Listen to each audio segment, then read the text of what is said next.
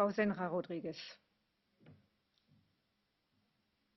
Señora presidenta, Carlos Santiago, Josep Pamies, Valtónic, Nacho Carretero, Xavier Uriarte, Santiago Serra ten en común ser vítimas da censura nas últimas 2 semanas no Estado español.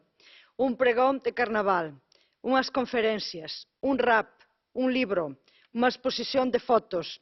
Son asuntos censurados de diferentes maneiras, mais todas responden ao autoritarismo do Partido Popular. Esta tarde, a comisaria Jourová dixo que a liberdade de expresión era intocável. Debe ser respeitada independentemente das nosas opinións.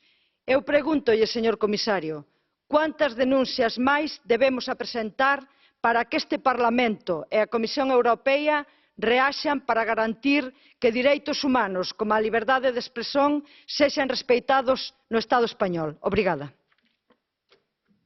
Dankeschön. Herr Mikolášik.